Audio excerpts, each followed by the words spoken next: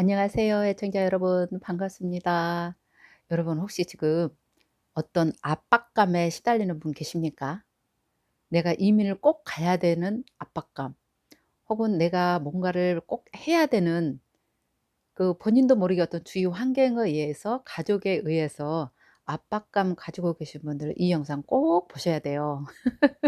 왜냐하면 쫓기면서 어떤 체면 치레라든가 어떤 주변 환경에서에서 어떤 내가 원하지 않는 어떤 압박감에 시달리게 되면은요, 설령 그거를 해결했다 하더라도 또 다른 압박감에 계속 시달리게 됩니다. 그거는 다른 말로 표현하면 하나의 목표라고도 할 수 있는데요. 그 목표를 하나 이루고 나면 여러분, 저 주변에서 그 목표 이루고 나서 행복한 사람 별로 못 봤어요. 왜 그런 줄 아세요? 그 목표를 하나 했으면 꾸준히 거기에 감사하고 새롭게 시작하고 하나씩 하나씩 해 가야 되는데, 하나 딱 해 놓고 나니까 넋을 놓고 있는 거예요. 왜 그런 줄 아십니까? 감사하는 마음이 없어서 그래요. 정말 감사하고, 그리고 나는 내가 알아서 해야지 주변에 다 필요 없다는 거는 여기 이민 생활하면 더 절실하거든요. 왜 제가 이 얘기를 하냐면은, 오늘은 좀 성공한 스토리를 제가 사례를 얘기를 할게요. 어떤 메일 주신 분이 있는데, 제가 살던 곳 어딘지 아시죠? 모르시면 제 과거 영상 보세요.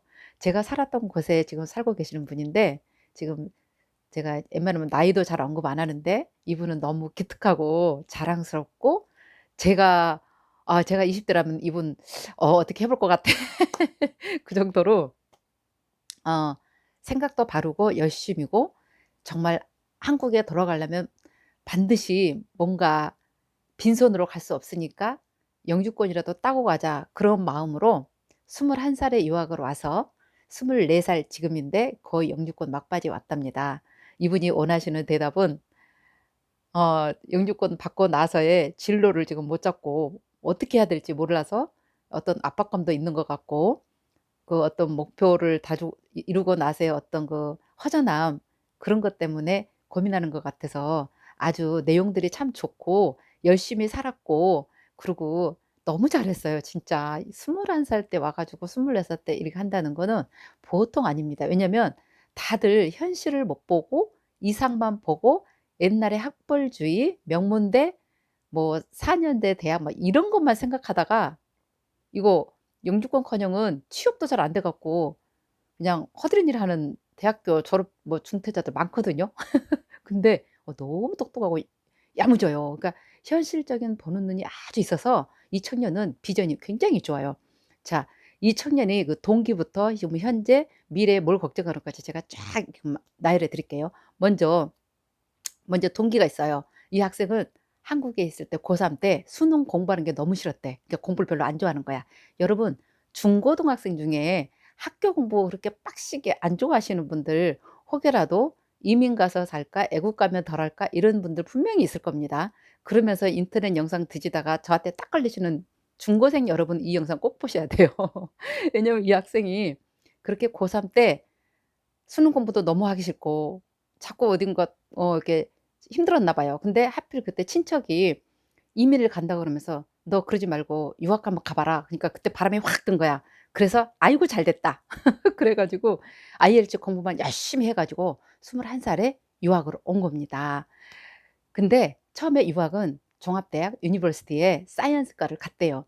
근데 가만히 가서 보니까 내가 그 사이언스에 어떤 꿈도 있는 것도 아니고 아직 정한 것도 없고, 여기가 그래요. 사이언스 그러면은 막연하게 들어가서 거기서 나중에 다시 전공을 선택을 해야 되거든요. 그래서 안 되겠더래요. 현실적으로 보니까 영주권을 먼저 따야겠더래. 그래서 영주권, 그러니까 혼자 막 알아봤겠죠. 영주권을 따는 방법은 뭔가 했더니, 제가 가장 추천하는 과예요, 남학생들 특히. 자동차과를 들어갔대요. 1 년짜리요. 1 년짜리 자동차과를 들어가서 공부를 마치고 마지막에 실습을 한 달씩 합니다 항상. 그때 자동차 그 딜러 센터에 실습을 나갔는데, 공교롭게도 제가 많이 그랬죠. 대학교 다니면서 코업을 간다든가 실습하다가 내가 실수하지 않고 열심히만 하면은 거의 취직이 된다고요. 그래서 이 학생도 운이 좋게 그 취직이 돼 버렸습니다. 그래서 인제 취직이 됐는데 유학생이잖아요. 그니까 어떻게, 인제 저 영주권이 있어야 된다고 얘기를 했고, 회사에서는 오케이 스폰해 준다고 했겠죠. 그래서 그 1년 마치고 바로 취직이 돼서 지금 영주권 막바지, 그러니까 21 살에 유학 종합대학 갔다가 이제 칼리지 갔으니까 한 2년 소요됐겠죠? 그리고 한 2 년. 그러니까 한 3-4 년을 보통 이렇게 잡아요. 그래서 거의 지금 4년 만에 영주권 지금 막바지에 왔는데 이 학생도 이제 그 모든 게 목표를 다 달성하고 나면은 왜 허전하고 인제 계속 '내가 이걸 해야 되나 말아야 되나.' 이런 게 있습니다 사실은. 이게 영주권 받고 나면은요, 그 영주권 하나에 모든 거를 걸어요 거의 모든 분들이. 어른이고 애고 할 거 없이. 그래서 정말 영주권만 나오면 어떻게 될 것 같은데 현실적으로 보니까 '내가 자동차 메커니즘으로 계속 살아야 되나?' 당연히 한 번쯤 의문을 하게 갖게 되죠. 그리고 젊잖아요. 기회도 많고. 그리고 청년이 이게 굉장히 꿈이 뭔가를 하고 싶은 욕망이 강해요. 아주 좋아요. 그래서 남들들이 흔히 말하는 영유권 받고 나면 허탈하고 공허함이 벌써부터 스물스물 올 것 같으니까 나름대로 자기 '나는 그런 사람이 되고 싶지 않아서 뭔가를 또 학교도 직업도 막 찾아보는 도중에 제 영상을 딱 만난 거예요. 그래서 너무너무 와 닿아 가지고 내가 지금 무슨 질문하는지 뭐 대답도 없는 그런 질문을 합니다. 이러면서 아주 공손히 했는데 저는 이분 내용을 몇 번을 읽으면서 너무 좋았어요 사실은. 어쨌든 유학 후 이민으로 성공하신 케이스고 젊은 학생이고, 그리고 또 그 모든 거를 똑같이 여기 이민 오면 겪는 과정들을 이분도 지금 겪고 있습니다. 그러면서 그 후에 '뭘 할 것인가.' 생각을 해 봤는데 원래 본인은 정치학을 공부하고 싶었대요. 그래서 정치학을 다시 인제 영주권 따면은 사실 학비도 굉장히 작고요. 론도 받을 수 있고 돈 없어도 다닐 수가 있어요. 왜냐? 정부에서 렌트카까지 다 이렇게 거의 보조를 해 줍니다. 그러니까 보조라기보다 그 융자를 주는 거죠. 융자를 주면은 나중에는 일부는 갚고 일부는 안 갚고 뭐 이런 게 혜택들이 많아요 사실은. 그리고 차 없고 집 없고 학생이 가난하면은 공부하라고 나라에서 뭐 장학금 조로도 주는 거 있고, 진짜 공부 잘하면 또 장학금도 확 주고.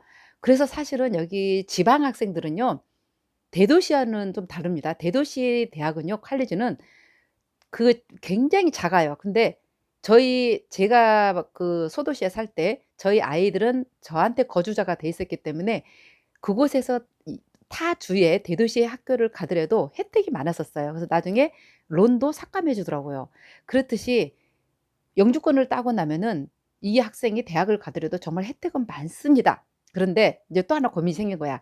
내가 좋아하는 정치학을 공부하고 싶은데 한국에도 먹고 살기 힘들고 직업도 찾기 힘든데 과연 이 캐나다에서 나 같은 사람이 정치학을 해서 받아줄까? 직장도 쉽게 구할까? 이런 고민이 당연히 들어요.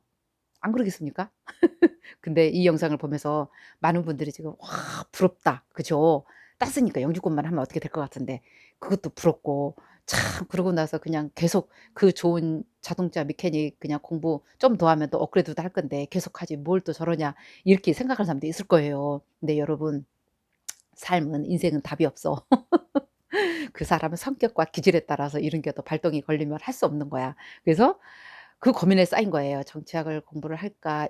정말 해서 괜찮을까요?' 그리고 또 한 가지는 부모님께서 원하는 유명 이름 있는 대학, 뭐 뻔하죠 그러면은. '이름 있는 유니버시티에 다시 들어갈까?'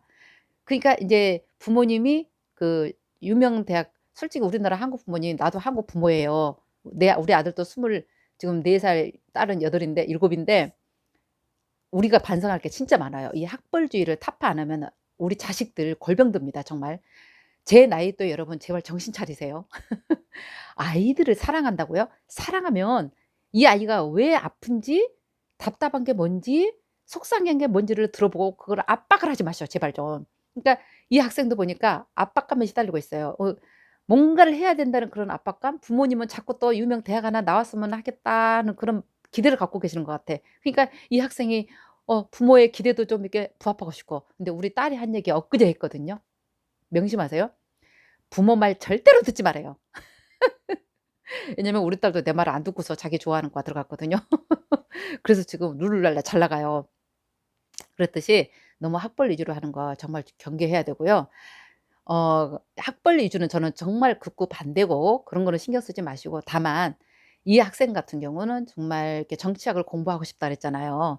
얼마든지 가능한데 인제 현실적으로 여기서부터 어려서 살지 않았기 때문에 만약에 새로운 정치학 같은 거 공부하려면 이쪽에 정말 정치, 사회, 경제 모든 분야를 많이 알아야 됩니다. 정말 그러면 정말 어렸을 때부터 신문 많이 읽고 정말 프레젠테이션도 잘해야 되고 이 나라 정말 시민 우리 국민들을 대변할 수 있는 귀를 기울일 수 있는 그런 전반적인 어떤 게 필요해요. 그래서 이 청년한테 권하고 싶은 거는 지금 일하고 있잖아요. 하면서 주말에 쉬잖아요. 왜냐면 여기는 정확하게 8시간 근무하고 뭐 지금 특별히 돈 욕심도 안 부리는 것 같고 돈 욕심 부리면 바로 근데 저는 솔직히 젊은 사람들한테 돈 욕심 좀 부리라고 말하고 싶어요. 젊었을 때 투잡, 쓰리잡 아주 좋아요. 돈도 많이 벌립니다. 그런데 그게 아니고 정말 공부하고 싶다라면은 우선 대학 도서관에 가서 정치학 관련 책들을 먼저 보세요, 여러분. 꼭 권하고 싶어요. 그리고 나서 선택을 하라는 얘기예요. 정치학 CD라든가 유튜브를 통해서든 뭐든지 정치학과 관련된 거를 저녁 때 뭐 해요? 주말에 뭐 해요? 서치를 막 하세요. 그리고 두 번째 인제 그 선거철이 되거나 아니면 시의원, 주의원 아니면은 그 국회의사당 있잖아요. 주의사당. 그런 데 가시면 학생들 발런티어 모집합니다.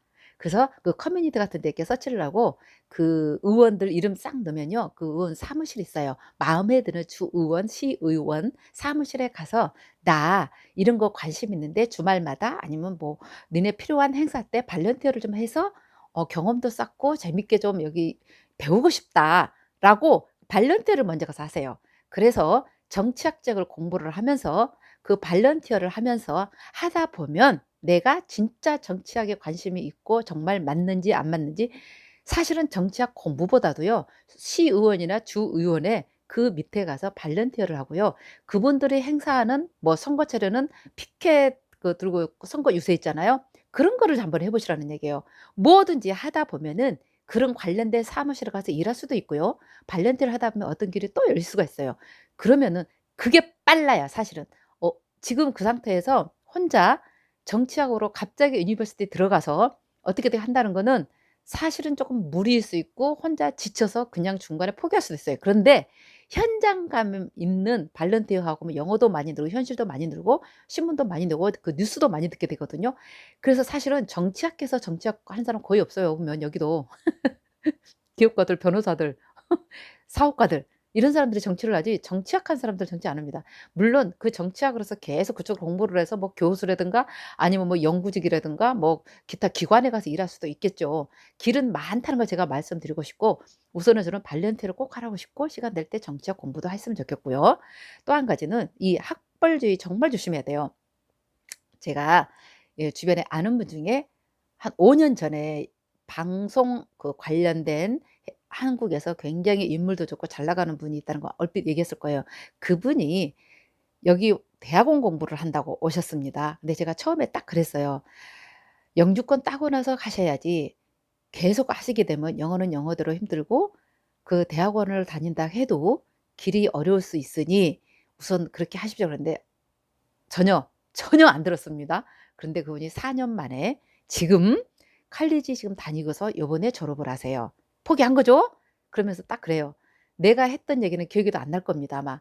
그분이 하는 얘기가 대학원을 계속 다녔는데 영어도 늘지 않고 내가 그만큼 영어 실력도 되지 않고 그리고 길도 안 보여서 제가 그냥 칼리지 1년 컴퓨터 관련과를 갔습니다. 그래서 "요번에 마지막 시험 보고 취직을 할 겁니다."라고 이런 사태가 굉장히 많습니다. 그리고 또 한 가지 어느 부모님들이 많이 보셔야 되는데 어느 한국에서 4 년제 대학 졸업한 학생이 대학원 석사 과정을 이쪽으로 오고 싶은데 제 영상 보면서 두루두루 보니까 영주권을 받는 게 먼저인 것 같고 칼리지를 가는 게 나을 것 같은데 부모님이 반대하신대. 왜? 부모님이 돈을 대주잖아요. 부모님 왈 "반드시 너는 대학원 가야지 돈을 대준다. 칼리지 가면 네가 여기서 대학 졸업까지 했는데 왜" 그것도 이름 있는 대학이었나 봐요. "왜 칼리지를 갑자기 전문대를 왜 가냐."